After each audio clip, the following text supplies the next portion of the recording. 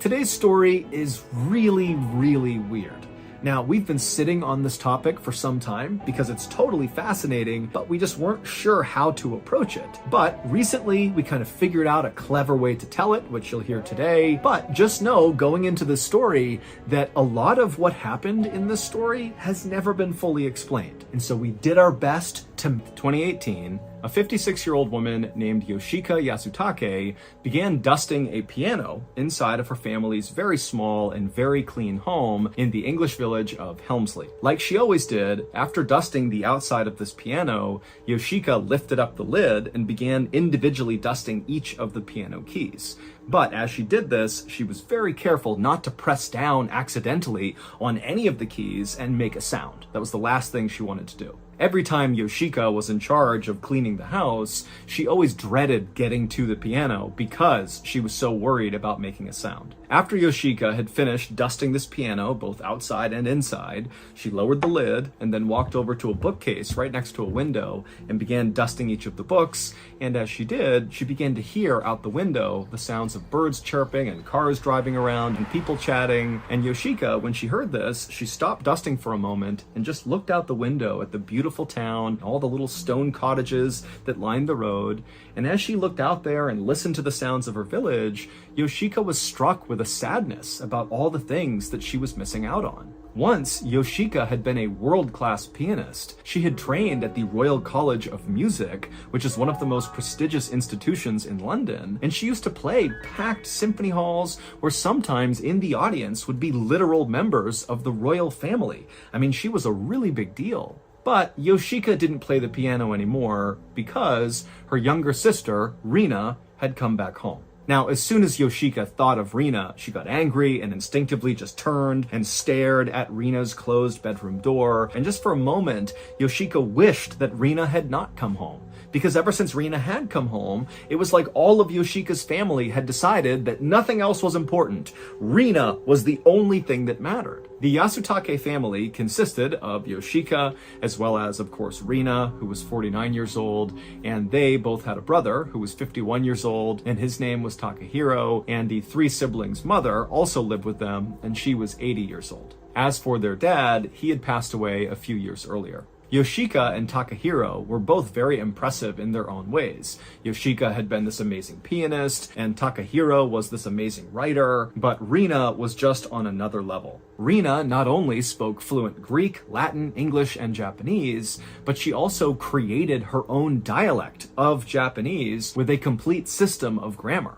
Rina was also this unbelievable artist, and everybody wanted to buy her paintings, but Rina would never sell. Or if she did, it was quite rare, but that only created lots of hype around her artwork. It was like so valuable to get your hands on one of Rina's paintings. As a child, Rina had been awarded all these scholarships to all these prestigious private schools, and then after graduating high school, she was given a full-ride scholarship to the University of Cambridge, which is one of the most prestigious universities in the world. And so everybody assumed Rina was on track to become this world-famous artist. But there was something dark inside of Rina that no one could quite place. It only came out when she would have these sudden outbursts of anger, and people would see this side of her that just didn't line up with the rest of who she was. But these flashes of anger would often pass quickly, and so people kind of wrote it off as a byproduct of extreme genius. It was like her brain just sometimes couldn't quite handle how smart she was, and she would get mad and frustrated. But when Rina graduated from the University of Cambridge and came back home, she just was totally different. It was like something inside of her had snapped and stayed broken. A couple of days after Rina had come home, she had one of those sudden outbursts of anger, but Rina's anger never went away. She just stayed mad for days and days, and her family began asking her, like, what has gotten you so upset? But Rina refused to talk about it. And eventually, Rina just locked herself in her bedroom in the family home, and she would stay inside of there, refusing to talk to her family for weeks. And then when she did finally emerge after several weeks, it was clear Rina was just different. She basically refused to speak to anyone, family included, unless it was absolutely necessary, and she really never left the house or even her room unless it was totally necessary. And it would turn out this was not some post-college phase Rina was going going through, this would become Rina's life. She basically became a total recluse inside of that bedroom for decades, to the point where the family's neighbors didn't even know Rina existed because she basically never came out of the house. Yoshika stopped staring at her sister's closed bedroom door and turned her attention back to the books on the shelf. She finished dusting them, and then after she was done cleaning the house. And so she put the duster down, and Yoshika very quietly tiptoed her way over to Rina's closed bedroom door, and very quietly she knocked. Rina hated loud noises, which is why Yoshika was no longer allowed to play the piano, because it was too loud for Rina. After Yoshika gave this light knock, she began counting in her head to 30, because Rina had told her,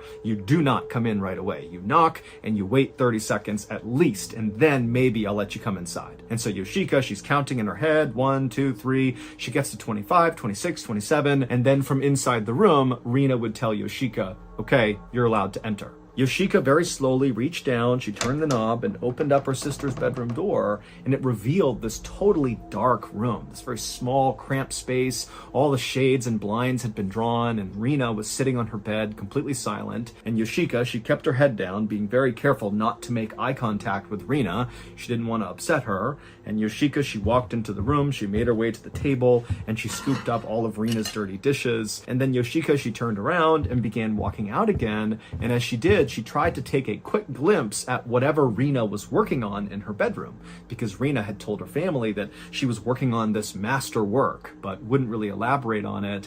And in order to work on this thing, she needed the room to be dark and the house to be silent, and she needed to focus exclusively on this master work, and the family needed to support her as she did this. But again, Rina just never really elaborated on what this master work was. She would just say that it was very special, and it would combine all the elements of her life, her spirit, her body, her soul. Even the family would be a part of building this master work. And when her family asked her, well, what do you mean? How can we support you in making this master work? Rina would just say, oh, you'll know when the time is right. Yoshika couldn't get a glimpse of the master work, and so she quickly turned her head back down to the ground and shuffled her way out of Rina's room and shut the door behind her. And then Yoshika, she went to the kitchen and she dumped Rina's dishes in the sink, which was totally clean to begin with, because one of Rina's rules was the house must always be immaculately clean, no dirty dish, no dust anywhere. I mean, it had to be perfect, spotless at all times, because that's the only way Rina could work on this master work. And so as Yoshika cleaned and dried off all of Rina's dishes and began putting them away, her brother Takahiro walked into the kitchen, and he would say to Yoshika that it was time for them to leave the house and go to the market and buy some supplies for Rina so she can continue to work on this master work. Yoshika was immediately totally annoyed that they had to go do this because everything was all about Rina, but she kind of buried those feelings and told her brother, okay, sure, let's go. Takahiro was different than Yoshika in how he thought about their younger sister, Rina. Yoshika totally resented Rina because now that Rina was home, Yoshika basically had to give up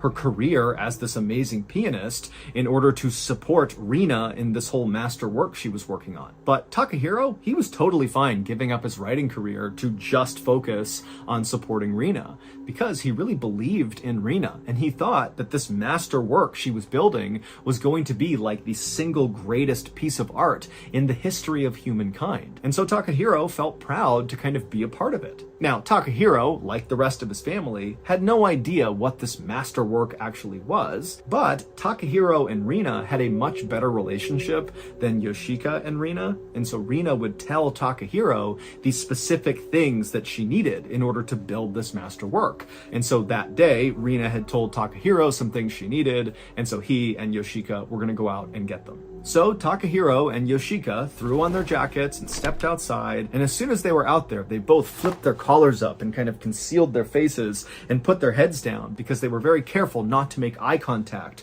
with other people. This family was already very private, but with Rina, they had been instructed to be even more private and not even really interact with the outside world. And so basically, anytime they went out in public, they would kind of hide themselves. And so Yoshika and Takahiro, they made their way to the pharmacy, they ducked their way inside, and they would purchase a bottle of surgical spirits, which is sort of like a medical alcohol. And then after buying that, the brother and sister put their collars back up, headed back outside, and they went to an old used bookstore and they bought a book on palm reading, which is the art of studying the lines on your hands in order to tell someone's future. And when the brother and sister bought this book, even though the cashier was talking to them, they kept their heads down and didn't say a word to the cashier. And then after getting their book, the brother and sister hurried their way back home. And when they got there, the door was locked, but instead of pulling out a key and unlocking the door of their own home, the brother and sister knocked and they waited. And then at some point their mother came to the door and they heard 4 locks turning. The door opened up and then Yoshika and Takahiro walked inside and they shut the door and then locked again the 4 deadbolts. Rina was adamant that no one in the family could carry around a key to the house. It was too dangerous because they could potentially lose the key in town and then someone could come into their house and potentially see Rina's master work, and they couldn't have that happen. And so nobody had keys. They had to knock each time they came home. And the reason they had 4 locks on the door was, again, because Rina was very worried about somebody coming into this house and seeing what she was doing. Yoshika carried the bag with the supplies inside of it, the surgical spirits and the palm reading book, over to Rina's closed bedroom door, and instead of knocking, Yoshika just placed the bag right outside the door. She turned around and began walking away, and then as she did, she heard the sound of Rina's door opening just a crack, and Yoshika, she quickly turned around, and she saw a tiny skinny arm reach out from behind the door. It grabbed the bag and then pulled the bag back into the room, and the door shut and locked.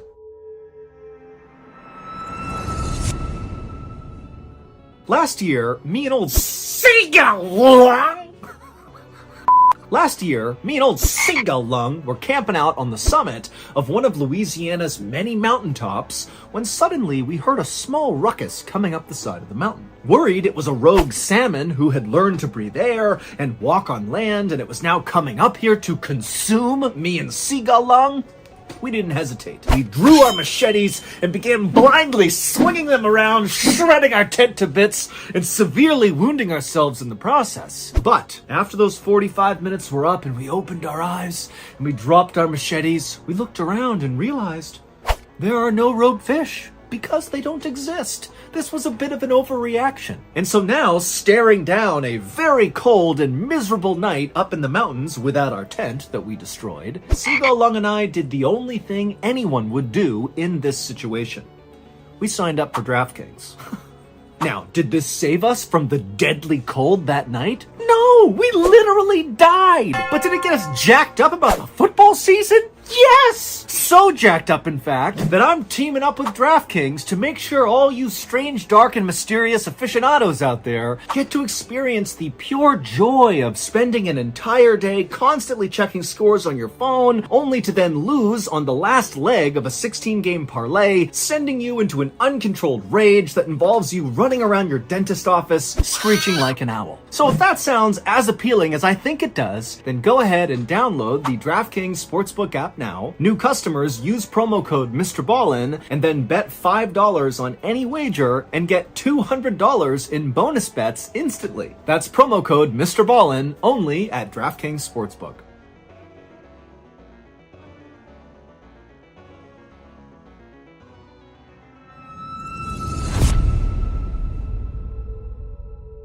Three days later, on April 18th, 2018, Yoshika was sitting in the kitchen reading a book when she overheard her brother, Takahiro, chatting with Rina. Now, Takahiro and Rina were not facing each other in the same room talking.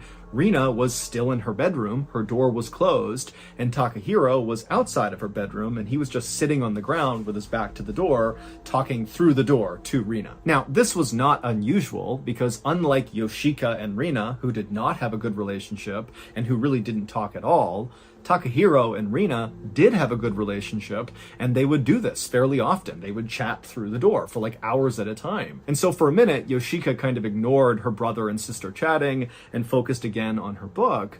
But at some point, she began hearing what her brother was saying, and it was just totally weird. And so she put her book down and just began listening to Takahiro. And what he was saying was, How can you do that? That doesn't make any sense. How? Only your soul? How? Yoshika sensed that her brother was confused and maybe upset about something, and so she couldn't help herself. She put her book down, and Yoshika walked out to the living room and looked down at her brother to see if he would kind of give her some indication of what was going on. But when Takahiro looked up and saw Yoshika, he and Rina stopped talking, and Takahiro just shook his head, stood up, and walked away. After Takahiro was gone, Yoshika very quietly walked over to Rina's bedroom door, and just out of curiosity, she pressed her ear up against the wood and tried to listen to see if she could maybe hear Rina and catch something she was saying that would begin to explain what she had just overheard. But all she heard was the sound of Rina slowly shuffling towards the back of her bedroom where her bed was, and then it was totally silent. And so Yoshika moved away from the door and went back into the kitchen, and she sat down to read again, but she couldn't focus on the book because it was like this wave of sadness was just coming over her. And the reason Yoshika was feeling this way is she was thinking about the fact that back in the day when she was a kid, her and Rina used to be as close as sisters could possibly be, and for much of their lives they were very close. Even after Rina began this kind of reclusive lifestyle, they still, were friends, they interacted. But something happened in 2013, 5 years earlier, that totally severed their relationship for good. On that day, Rina had emerged from her bedroom, and Yoshika offered to read Rina's palm. This was something the two sisters did for each other periodically. It was like a way for them to bond. And so Rina held out her hand, and Yoshika took it, and she began tracing a long horizontal line across her palm. Now, Rina's hands were different than most people's hands. Rina had something called a simian line, which is a very rare thing on people's palms. It's like this long horizontal line that runs the length of your hand. In palm reading, a simian line can be either very good or very bad. It can indicate that the person is a visionary or a mystic, so that's the good side, or it can indicate that this person has a terrible disease or they're very aggressive, so that's the bad side. Rina knew she had the simian line, and she believed that it represented something good. She would say that she had a visionary soul. But on this particular day in 2013, the family had recently been banned from a local supermarket because Rina had actually gone to this market and gotten really upset with some staff members and totally lost her cool and screamed and yelled at them, and so they had been banned. And so Yoshika, thinking about this, she's looking at Rina's palm and she goes, "Oh, the simian line. Maybe this is why you were acting so aggressive at the supermarket. Maybe this means you're an aggressive person." But after Yoshika said this, Rina was so offended that she whipped her hand back and began screaming and yelling at Yoshika, calling her an idiot and saying, "You don't understand the vision that I have. I'm going to show the world someday this vision, and you and those idiots down at the grocery store would never understand." And then Rina began beating and punching and kicking Yoshika, and Yoshika's screaming and trying to protect herself, and then Takahiro, the brother, had to run in and separate the two of them. Now, even though Rina was prone to these angry outbursts, this was the first time that she had lashed out physically, and so Rina's mother was concerned that Rina had some underlying condition that was causing her to lash out physically, and so she sent Rina to the doctor. And the doctor would say, there is no underlying condition that led to this. However, it seems pretty clear that Rina is having some kind of psychological breakdown and needs psychiatric treatment, maybe even hospitalization. But Rina had totally rejected this, refused to get treatment, and blamed everything on Yoshika. And then after that, Rina really stopped leaving her bedroom. She left like once every couple of months before that, but now she basically stayed in there 24/7. And at the same time, Rina had added all these new rules that her family now needed to follow to allow Rina to be able to focus on her master work while she was in her bedroom. And that included no one having house keys and adding those 4 locks to the door. Also, the family was told to learn the new dialect of Japanese that Rina had created. This way, no one would ever understand what they were talking about. It would kind of protect them even more from the evils of the outside world. Also, Rina made sure her family got rid of all of their telephones, their TVs, and their computers. And so Yoshika would sit in the kitchen for a bit longer, thinking about how sad it was that she had lost this relationship with her sister, and, Yoshika had a lot of regret about what she had said about the simian line. But eventually, like always, Yoshika just kind of pushed her feelings for Rina down, and before long, Yoshika was back to reading her book. For the next several weeks, Yoshika would see her brother, Takahiro, sitting up against the door to Rina's bedroom more often than usual, having these kind of hushed conversations through the door with Rina. Also, Yoshika began to notice that Takahiro was now cooking all of Rina's meals. Normally, their mother was the one who cooked Rina's food, but now Takahiro seemed to have taken over that task entirely. As for Yoshika, because she was primarily in charge of being the one to constantly clean the house, that meant she was the one going into Rina's bedroom and collecting her dirty dishes. And as soon as Takahiro had begun being the cook for Rina, Yoshika began to notice that more and more food was being left on Rina's plates. Basically, Rina wasn't eating as much food as she normally did, and this started to worry Yoshika. Rina was already a very small person. She was 4 foot 11 inches tall, barely 90 pounds, and Yoshika worried that, she really needs to eat. She's already so small, she can't afford to miss meals. And then one day in the middle of May, Yoshika went into Rina's bedroom and she saw all of her dishes were basically completely filled with the food she had been given. She basically had not touched them. And Yoshika, she really never actually spoke to Rina when she was in the bedroom. But this time she just couldn't help herself. And without even looking at Rina, Yoshika, she gathered up the plates full of food and she said, "Rina, you need to eat more of your food." Rina didn't say anything back, and Yoshika, she just quickly turned and walked out of the room. But after that interaction, Takahiro would tell Yoshika that Rina doesn't want you going in her room ever again. And so from now on, the dishes that you would normally collect, Rina will place them right outside of the door. That way, you don't have to go inside that room. Also, around the same time, Rina, who normally would only leave her bedroom to go use the bathroom, well, she began going to the bathroom exclusively at night when her family was asleep to avoid any interaction with them. And so by this point, Rina's interactions with her family were reduced to basically zero. By early August, Takahiro and Yoshika were being sent to the store more and more often by Rina to get more of these surgical spirits, the medical alcohol. Now, neither Takahiro nor Yoshika had any idea what Rina was doing with these surgical spirits, but they knew it was their duty to support her, and so they kept buying them. And what they would do is they would come back home with these bottles, and Takahiro would barely open Rina's door, and he would tuck the bottle inside, and then Rina would take it, the door would shut, and then Rina would never give them her empty bottle. Basically, the bottle went in and it stayed inside. Then, on August 18th of 2018, Takahiro and Rina appeared to get in some kind of a fight. Yoshika was in the kitchen and she saw that Takahiro was sitting against the door of Rina's bedroom, and the two were having kind of a hushed conversation.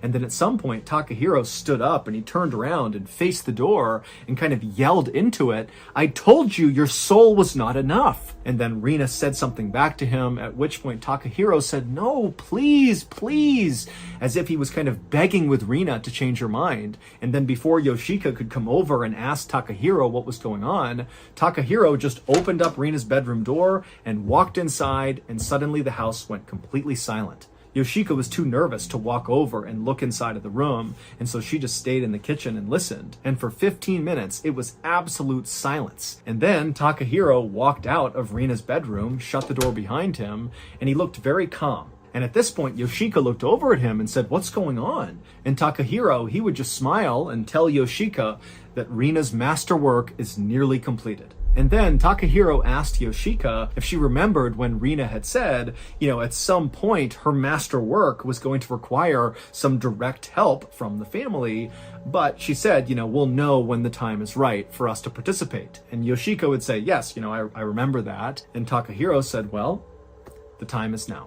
Then Takahiro told Yoshika that they had to go to the store and get more surgical spirits. And so really without questioning him, Yoshika went with him. They went to the store and they would purchase 3 times the normal amount of surgical spirits that they normally would. And then when they got home, Takahiro alone would go into Rina's bedroom with these surgical spirits. He would shut the door behind him, and Yoshika just sat in the kitchen for about 10 minutes until Takahiro came out again, no longer carrying these surgical spirits. And he would come over to Yoshika and he would say, "Rina is ready to reconcile with you. She wants you to sit by the door and talk to her. And if you do that, you can be more involved in creating her masterwork." And at this news, Yoshika felt a mixture of frustration and relief. She had never thought it was fair that Rina had so completely cut her off after that 2013 simian line joke she made while palm reading. Also, Rina had made Yoshika's life so difficult for so long. I mean, Yoshika had basically been forced to give up her dreams of playing the piano, and she had to give up her friends and all of her life ambitions and goals to just support Rina. But despite all of that, deep down, Yoshika missed Rina terribly. They did used to be so close. She wanted to have that relationship again. And so Yoshika walked over to Rina's closed bedroom door. She sat down against it, and at first, she didn't say anything, and Rina didn't say anything either. But then at some point, it was like the floodgates just opened, and Yoshika kind of began pouring her heart out about how sad she was, about how her and Rina's relationship had really gone south and how she wanted to fix it. And now normally, on the rare times that Yoshika would talk through the door to Rina, like when she was trying to open it up to drop something off or whatever it was, oftentimes Rina would just start banging on something inside of the room, kind of to tell Yoshika to stop talking and go away. But as Yoshika sat there pouring her heart out to Rina through the door, the one thing Yoshika noticed was there was no pounding coming from inside the room. Rina was listening to her. And then the next day, after Yoshika and Takahiro had gone to the store again and gotten more surgical spirits and brought them back to the house, instead of just Takahiro being allowed to enter Rina's bedroom, this time Yoshika was allowed to join. And so Takahiro and Yoshika, they went into the dark bedroom, and Rina was laying on the bed, and they walked over to her, and Takahiro showed Yoshika what they needed to do. It was the last step of this masterwork project that Rina was working on. They basically needed to rub these surgical spirits all over Rina's body. Now, Yoshika didn't really understand why they were doing this, but she respected that this was part of Rina's plan, and frankly, Yoshika was just happy to be included in creating this master work, and so she didn't really ask any questions.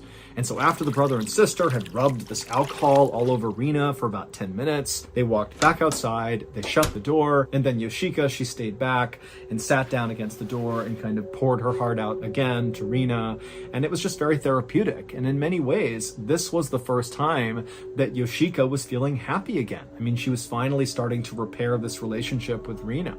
And so over the next several weeks, this became Yoshika's new daily routine. Her and her brother would get all these surgical spirits, they'd come home, they'd rub them all over Rina, and then over the course of the day, Yoshika would stop by the door and chat with Rina through it, and that was it. And then on September 25th, 2018, after Yoshika and Takahiro had applied these surgical spirits to Rina's body, Yoshika told Rina that she had a very special surprise for her. Yoshika was in a really good mood this day because, one, she was feeling really good about her new relationship with her sister, but also, two, when she had gone to the pharmacy earlier with her brother, normally they didn't have any interaction with the pharmacist who sold the surgical spirits, mostly because Yoshika and her brother did their best to kind of like hide themselves and make it very clear they were not looking to talk. But on this particular day, the pharmacist had been very talkative and was trying to talk to Yoshika, and Yoshika, she decided she would talk back. Now, their conversation was not very substantive. Basically, the pharmacist finally had asked Yoshika,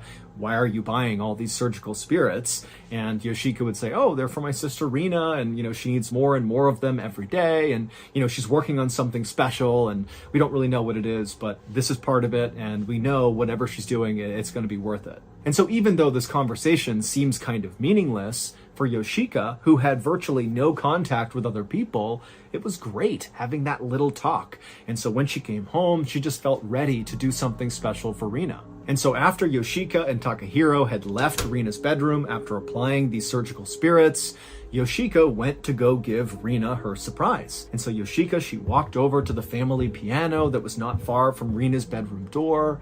And Yoshika, she was nervous, but she sat down on the bench and she opened up the lid and she placed her fingers on the keys. Yoshika's big surprise was she was going to play a song called The Waltz of the Flowers, which is a famous piece of classical music that was inspired by the composer's love for his sister.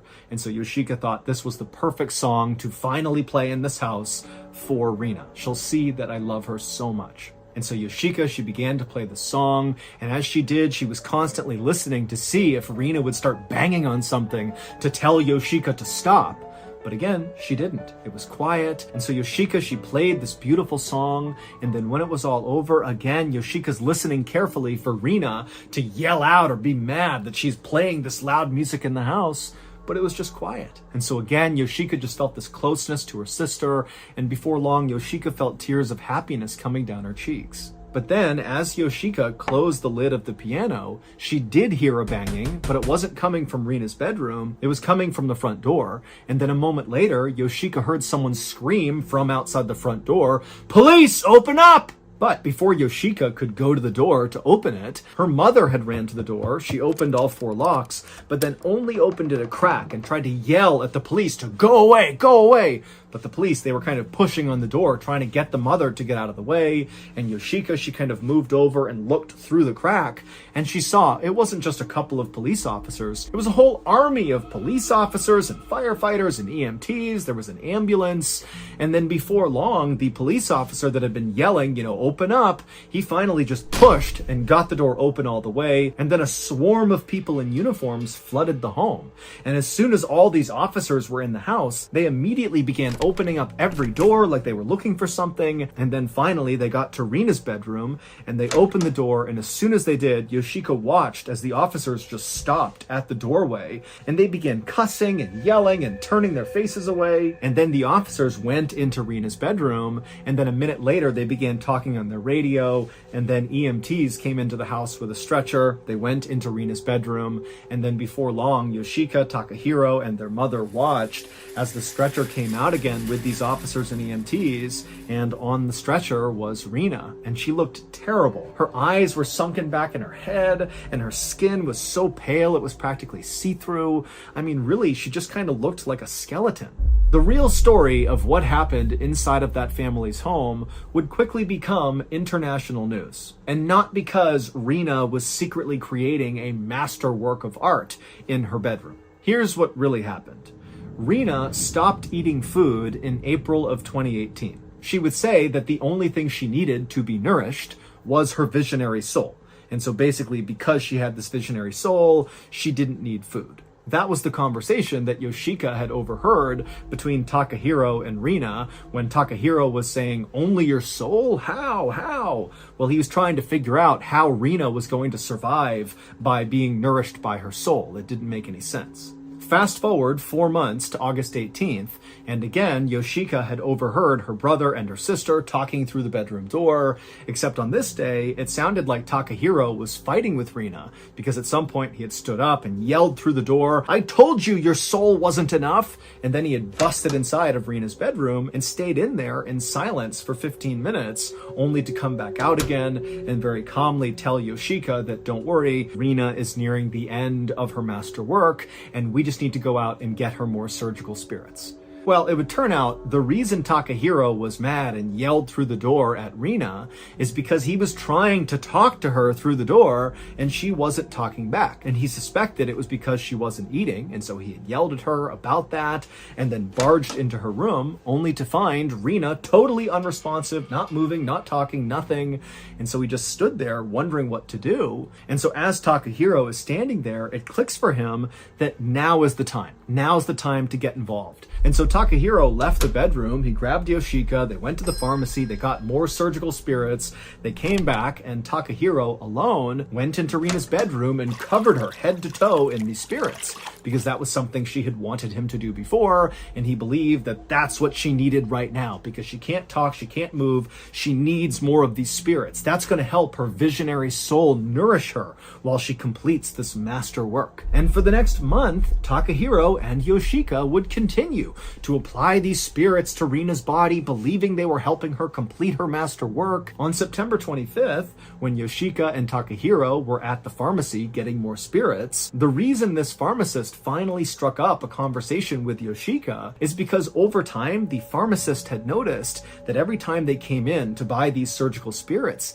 they smelled so bad. And on this particular day, when they came in, the stench was just overwhelming. And so the pharmacist finally had asked Yoshika, what are these surgical spirits for? And Yoshika would give this totally weird answer about how the spirits were for her sister and she was working on this master work in her bedroom and it was all going to be worth it. And so when Yoshika and Takahiro had left that day, the pharmacist was just so weirded out and alarmed by them that he called the police. And when the police arrived at the family's home, they discovered that Rina was not building a masterwork in her bedroom, she was just dead in her bed, and had been for 6 weeks. Rina died around August 18th, which is the day that Takahiro came into the room and discovered her unresponsive, which meant there was never any reconciliation happening between Yoshika and Rina.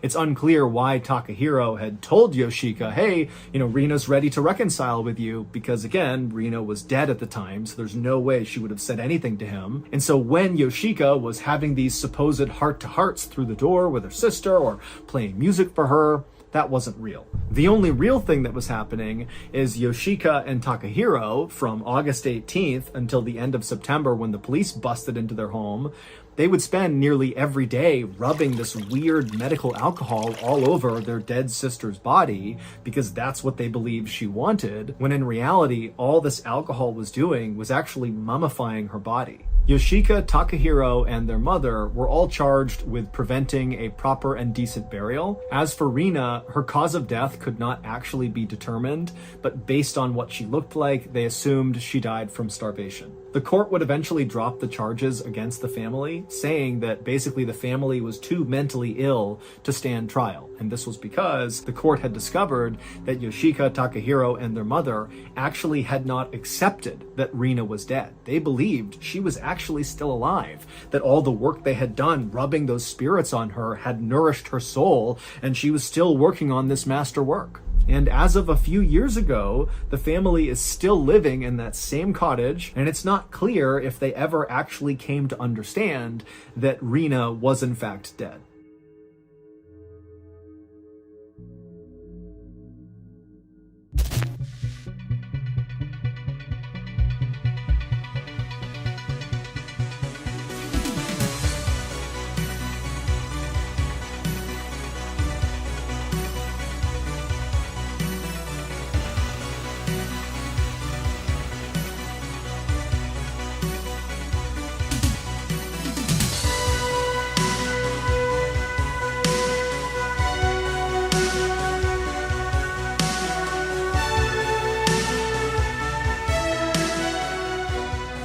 All right, it's finally happening. This October 20th, I will be at the famous Paramount. So that's going to do it. If you enjoyed today's story, be sure to check out our podcast called the Mr. Ballin Podcast, where we have literally hundreds more stories just like this one, but many of them are exclusive to the podcast, so you can't get them on YouTube. Again, it's called the Mr. Ballin Podcast, and it's available exclusively on Amazon Music.